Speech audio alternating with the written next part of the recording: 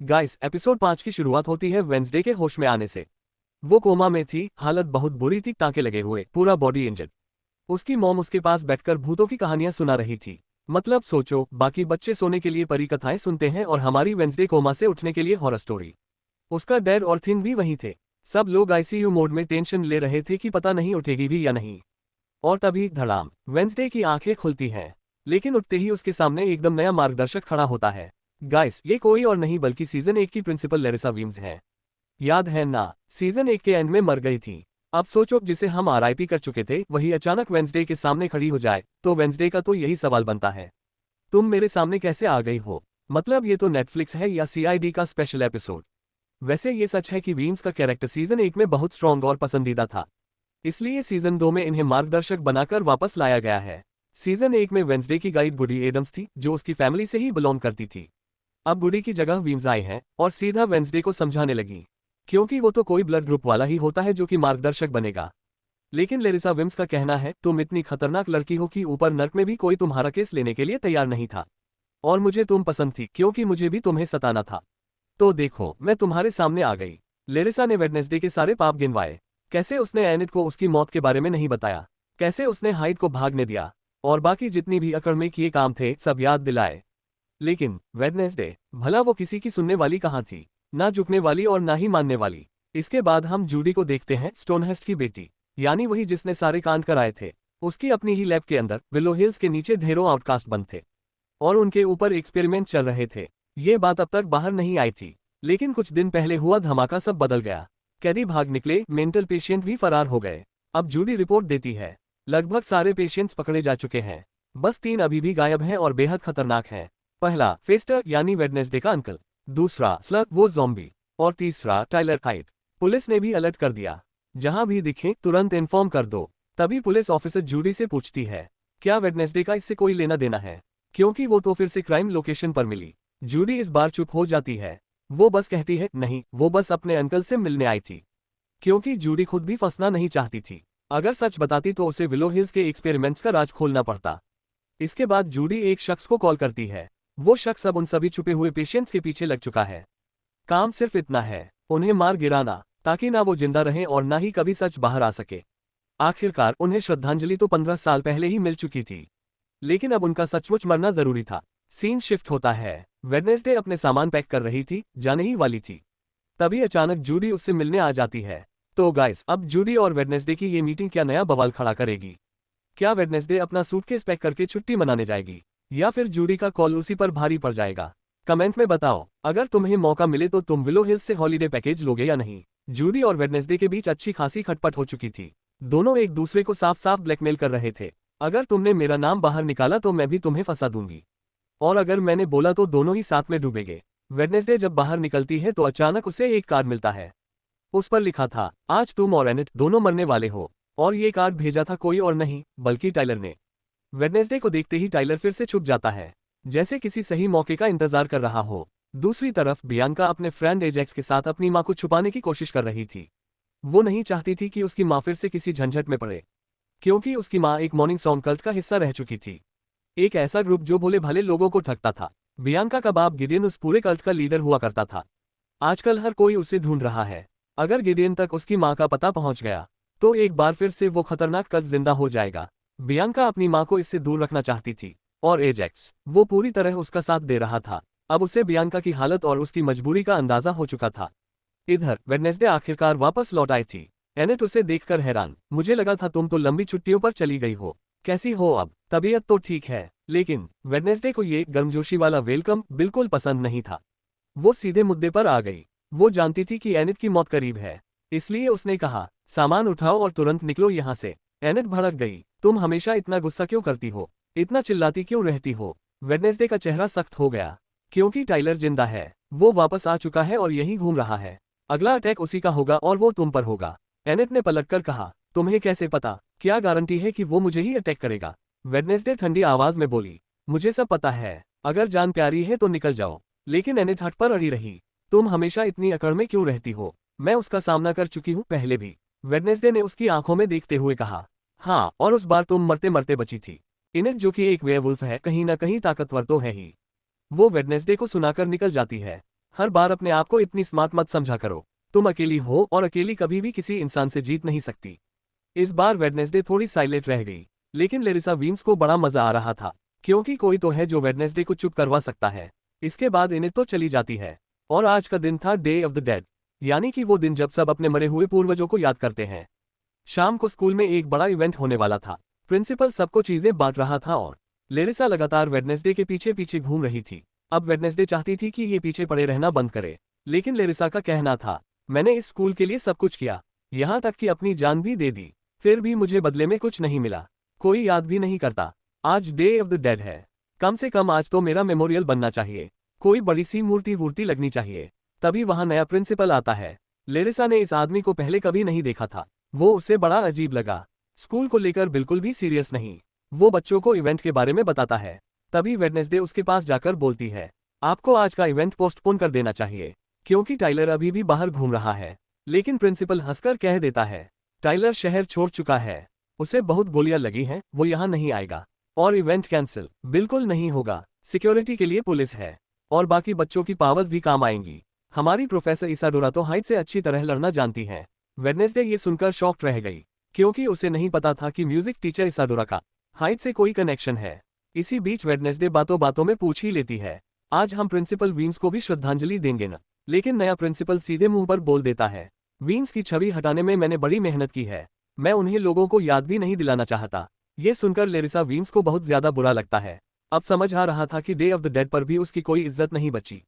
अब तुम बताओ, अगर तुम लेरिसा की जगह होते तो मूर्ति मांगते या सेल्फी पॉइंट बनवाते? ऐसे ही ट्विस्ट जानने के लिए चैनल को सब्सक्राइब करो। वीडियो को लाइक शेयर करना मत भूलना। सीन अब शिफ्ट होता है पेक्सली की तरफ। बेचारा बहुत उदास बैठा था, क्योंकि उसका पेट यानी स्लग गायब हो गया था। सच बताओ, किसी का पालतू ज़ॉम्बी खो जाए तो उदासी तो बनेगी ही ना। तभी उसके डैड गोमेज आते हैं और समझाते हैं, हर बार पेट अच्छे नहीं होते बेटे। तेरे अंकल फेस्टर ने भी एक जानवर पाला था, खून पानी पिलाया, प्यार दिया, लेकिन वो कभी उनका हुआ ही नहीं। लेकिन पेक्सली को ये सब सुनकर अच्छा नहीं लगा। वो मासूमियत से कहता है, जरूर मेरे स्लग को भूख लगी होगी। अब बेटे को इतना उदास देखकर गोमेज तुरंत बोलते हैं, कोई बात नहीं, चलो मिलकर तुम्हारे पेट को ढूंढते हैं। ये सुनकर पेक्सली के चेहरे पर पहली बार मुस्कान आ जाती है। इधर सीन कट होता है जंगल की तरफ। वहीं वो शिकारी घूम रहा था जो सारे आउटकास्ट को ढूंढ ढूंढ कर मार रहा था। भाई, ये बंदा तो पबजी का भी बाप लग रहा था। तभी हमें नाले के अंदर टाइलर दिखाई देता है, गंदगी में बैठा हुआ, और उसके सामने उसके बाप गैल्पिन की इमेज। गैल्पिन ताना मारता है, देख ली अपनी हालत, अगर तेरी माँ तुझे इस हालत में देखती तो शायद जीते जी मर जाती। यहीं से साफ हो गया, बाप बेटे की बिल्कुल भी नहीं पड़ती थी। माँ के साथ तो ठीक था, लेकिन गैल्पिन शराबी निकला। घर की फिक्र छोड़ दी और टाइलर बचपन से अकेला रह गया। टाइलर गुस्से में चिल्लाता है, दफा हो जाओ यहाँ से। लेकिन तभी शिकारी नाले में घुसता है। उसे पानी में तैरती हुई बॉडी दिखती है। वो सोचता है शिकार मिल गया, लेकिन ओहो, ये तो बस डमी थी। पीछे से असली हाइट टाइलर निकलता है। गुस्से में शिकारी पर टूट पड़ता है और उसे मार डालता है। इसी जगह पर कहीं स्लबी पहुंच चुका था, मतलब पेक्सली का पेट और टाइलर दोनों एक ही ट्रैक पर। आगे टक्कर तो पक्की है। फिर सीन शिफ्ट होता है वेडनेसडे की तरफ। वो सीधा पहुंचती है अपनी म्यूजिक टीचर इसाडोरा के डेस्क पर और उनकी सारी फाइलें पढ़ने लगती है। इसाडोरा एंट्री मारती है और गुस्से में बोलती है, तुम मेरी चीजें ऐसे कैसे पढ़ सकती हो? लेकिन वेडनेसडे कहाँ रुकने वाली थी। वो पूछती है, आपका बॉयफ्रेंड भी तो एक हाइट था, उसने आपको मारने की कोशिश की, लेकिन वो खुद क्यों मर गया? इसाडोरा पहले तो बताने से बचती है, लेकिन वेडनेसडे उसे साफ बोल देती है, टाइलर वापस आने वाला है, छुपाने से अच्छा है सच बता दो। आखिर हाइट कैसे बनते हैं और कैसे उनसे लड़ा जाए? इसाडोरा आखिरकार राज खोलती है। उसका भी एक बॉयफ्रेंड हाइट था, लेकिन उसकी मास्टर मर चुकी थी और वो बेचारा ज्यादा दिन तक जिंदा नहीं रह पाया, क्योंकि हाइट बिना मास्टर के ऐसे है जैसे मोबाइल बिना चार्जर के, मतलब चलते चलते अचानक बंद। इसाडोरा बताती है, हाइट को मास्टर के इंस्ट्रक्शंस की जरूरत होती है, हर कोई मास्टर बन भी नहीं सकता, लेकिन फीमेल हाइट ज्यादा ताकतवर होती हैं, खुद पर कंट्रोल रख सकती हैं। वेडनेसडे तुरंत सवाल करती है, क्या हाइट अपना मास्टर बदल सकता है? इसाडोरा एकदम शॉक में, इतनी बड़ी बेवकूफी आज तक किसी ने नहीं की, हाइट से जाकर पंगा कौन लेगा? लेकिन यहीं से वेडनेसडे के दिमाग में एक बल्ब जल उठता है। उसे याद आता है कि पुरानी सीजन की थॉर्नहिल ने टाइलर को कंट्रोल किया था, तो उसने उसकी किताबें खंगालनी शुरू कर दी। इधर सीन कट होता है। स्ला पानी में उसी शिकारी की बॉडी खा रहा था और तभी उसे एक फोटो मिलती है। वो आखिरी लड़की लुइसा, जो नीचे वाले लैब से भागी थी और अब तक किसी को मिली नहीं। वापस वेडनेसडे के कमरे में वो बैठकर थॉर्नहिल की किताबें पढ़ रही थी। पीछे से लेरिसा विम्स उसे रोकती है, इतनी बेवकूफी मत करो वरना खुद फंस जाओगी। तभी अचानक उसकी माँ कमरे में आ जाती है। पूछती है, तुम बातें किससे कर रही हो? अब बताओ। माँ को कैसे पता चलेगा कि लेरिसा का भूत फुल टाइम ट्यूशन देने आया है?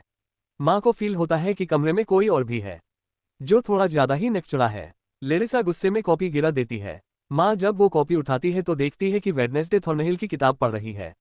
तुरंत समझ जाती है मामला टाइलर से जुड़ा है। वो वेडनेसडे को चेतावनी देती है, टाइलर से दूर रहो। लेकिन वेडनेसडे भला अपनी माँ की कब सुनती है। वो पलटकर जवाब देती है, आप अपने काम पे ध्यान दीजिए, मेरा काम मैं खुद देख लूंगी। और वहां से निकल जाती है। एपिसोड आगे बढ़ता है। अब होती है एंट्री ब्रूनो की, जो इनिड का बॉयफ्रेंड है। ब्रूनो उसे समझाता है, देखो अगर सब कह रहे हैं कि टाइलर से दूर रहो और छुप कर रहो तो सुन लो, तुम अकेले उसका मुकाबला नहीं कर पाओगी। इनिड को ये सुनकर दिमाग में बल्ब जल जाता है। सही तो कह रहा है, मैं अकेली क्यों लड़ूं? जब मेरे दोस्त हैं तो उनके सिर पर भी तो खतरा लटक रहा है। बस फिर क्या था, इनिड थिन को पकड़कर सारे नाइट शेड्स को लेटर भिजवा देती है। Meeting called. Scene cut to jungle. यहाँ पक्सली और उसके फादर गोमेज हंटिंग कर रहे थे। वो स्लप इनको ढूंढ रहे थे, लेकिन स्लप तो लगता है पबजी वाला प्रो प्लेयर है। हाइड एंड सीक मास्टर कहीं मिल ही नहीं रहा। इधर अचानक उन्हें पता चलता है कि शहर में day of the dead festival शुरू हो गया है। ढोल नगाड़े, रंग बिरंगी लाइट्स, पूरा मेला टपोरी वाइब दे रहा था। तो दोनों वहां निकल जाते हैं। लेकिन ट्विस्ट, स्लबी पीछे पीछे चुपके से मेले में घुस जाता है। दूसरी तरफ पुलिस इन्वेस्टिगेशन कर रही थी। जंगल से मिली बॉडी में हाइड के पंजों के निशान थे और दिमाग खाया हुआ। मतलब भाई, यहाँ तो जोड़ी सेट है, हाइड जोर ज़ॉम्बी इक्वल्स डेडली कॉम्बो। अब शक होने लगा कि कहीं दोनों मिलकर तो नहीं खेल रहे। इसी बीच हम देखते हैं लुइसा को, जो विलो हिल से भागकर अब एक घर में छुपी हुई थी। वापस फेस्टिवल सीन। लोग नाच गा रहे थे, मस्ती कर रहे थे। गोमेज तो खुद लोगों की भाषा बोलकर फुल लोकल बन चुका था।